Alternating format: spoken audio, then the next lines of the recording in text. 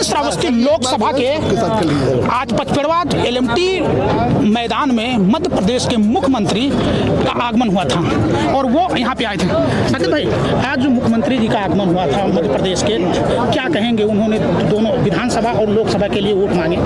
देखिए, मुख्यमंत्री जी जो आए उनकी उपस्थिति से ही ये उदाहरण प्राप्त होता है कि हमारी पार्टी योग्यता देखती है, मेहनत देखती है, किस तरह से निष्ठा के साथ काम किया है उन्होंने, ईमानदारी के साथ काम किया और तब पद मिलता है। तो इसलिए स्पष्ट हो जाता है कि ये परिवारवादी पार्टी नहीं है, ये पार्टी सेठों की पार्टी नहीं है, ये पार्टी कार्यकर्ताओं की है और वो एक कार्यकर्ता के रूप में आए थे। मुख्यमंत्री तो बाद में बने और उससे लोगों को इतनी प्रेरणा मिलती है कि सब लोग जनता के बीच काम करना चाहते हैं, क्योंकि सब देखते हैं कि यहाँ पे एक सामान्य आदमी भी मुख्यमंत्री बन सकता है। साकिब भाई, आप यहाँ से चुनाव लड़ रहे हैं, बलरामपुर अति पिछड़ा जिला है, कुपोषण है, भुखमरी है, सारी चीजें हैं। क्या विजन है आपको इस जिले को अति पिछड़े से निकालने के लिए, शिक्षा में सुधार के लिए, स्वास्थ्य में सुधारने के लिए? आपके पास क्या आइडियोलॉजी है? कि कोई जादू नहीं है, हम लोग को केवल मेहनत करनी है। स्वास्थ्य में हम लोगों को ये देखना है कि डॉक्टर लोग समय पे आते हैं कि नहीं, और जो वहाँ पे इंस्ट्रूमेंट होते हैं, यंत्र होते हैं, वो आधुनिक होने चाहिए। दूसरा, शिक्षा में हम लोग को डिजिटल टेक्नोलॉजी लानी है, जिससे जहाँ पे टीचरों का अभाव है उस अभाव को हम कवर कर सकते हैं। श्रावस्ती में हम लोग ने शुरू कर दिया 2000 बच्चों को गणित और विज्ञान सिखाने के लिए। तीसरा है सुरक्षा व्यवस्था। तो देखिए, योगी हैं, बुलडोजर है तो सुरक्षा है, चल जाएगा।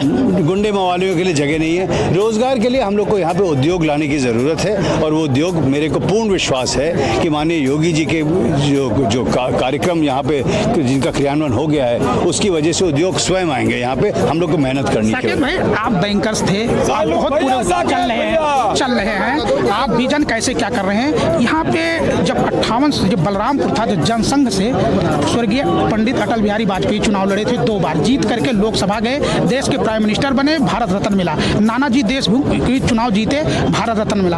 लेकिन विकास के बदले आप देख ही रहे हैं भुखमरी, कुपोषण, पिछड़े जिले का। देखिए, मैं इससे एकदम नहीं सहमत हूँ, क्योंकि विकास एक किसी माहौल में हो सकता है। जिस माहौल में अगर आप किसी इलाके को केंद्रीय सरकार प्राथमिकता न दे, बेचारे अकेले लड़ते थे। और यहाँ पे ऐसा नहीं कि विकास नहीं हुआ है। आज मैं बड़े गर्व के साथ कहता हूँ कि कितने लोग हमारे बलरामपुर से जो कि पढ़ लिख करके बहुत बड़े बड़े ओहदे पे गए हैं। विकास जिस तरह से सामान्य नागरिक के पास पहुँचना चाहिए वो शायद नहीं पहुँचा है, पर समय अलग होता है। हम लोग को, मैं आशावादी हूँ, मैं भूतकाल को ज़्यादा नहीं देखता हूँ। मेरे को क्या काम करना है ये स्पष्ट है, वो काम मैं करने को तैयार हूँ। मोदी की सरकार बन रही है, कितना सीट आ रहा है? इसमें कोई शक है? अच्छा, साकेत भाई, ये बताया जा रहा है कि अगर तीसरी बार मोदी जी की सरकार बनेगी तो साकेत मिश्रा प्रधानमंत्री मोदी के दाहिने हाथ वित्त मंत्रालय दिया जाएगा, तो उससे श्रावस्ती लोकसभा के काफी विकास होगा। क्या कहना चाह रहे हैं? मैं 2 चीज की गारंटी दे सकता हूँ।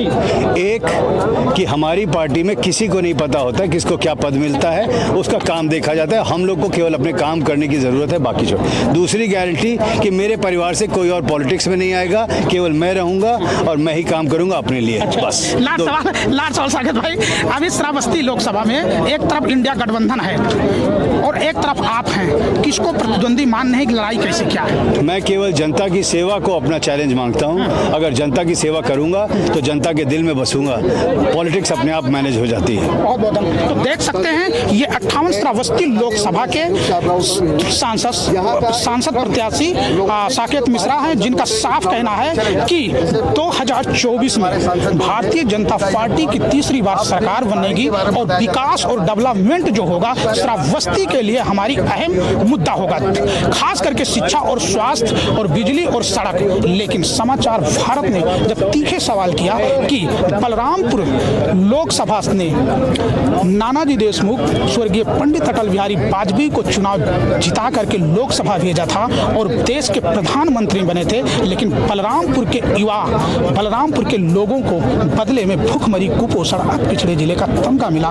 इस पे तो कहीं ना कहीं भाजपा के जो 58 श्रावस्ती लोकसभा के प्रत्याशी साकेत मिश्रा है वो कन्नी काटते हुए दिखाई दिए। तो कहीं ना कहीं साफ पता चलता है कि अब देखना है 2024 का रिजल्ट क्या आता है। ये तो 4 जून को ही पता चलेगा कि बीजेपी तीसरी बार सरकार में आएगी या तीसरी बार सत्ता से बाहर जाएगी। और जहां तक कि साकेत मिश्रा की बात है तो यहाँ 58 श्रावस्ती लोकसभा में कांटे की लड़ाई है, क्योंकि एक तरफ इंडिया गठबंधन का काफी मजबूती के साथ चुनाव लड़ रहा है। मुस्लिम, यादव, कुर्मी का वोट और अदर कास्ट की वोट काफी मिलने से इंडिया गठबंधन का जो पक्ष है वो मजबूत दिखाई दे रहा है। और वहीं भारतीय जनता पार्टी 58 श्रावस्ती लोकसभा से साकेत मिश्रा का कहीं ना कहीं कम दिखाई दे रहा। तो कांटे की टक्कर है। 25 मई को इलेक्शन है, 4 जून को रिजल्ट निकलेगा, तब पता चलेगा साकेत मिश्रा की किस्मत का फैसला खुलेगा या ईवीएम में कैद होकर के फिर श्रावस्ती से देवरिया और दिल्ली प्रस्थान करेंगे। मिथिलेश कुमार, समाचार भारत, पचपड़वा, बलरामपुर।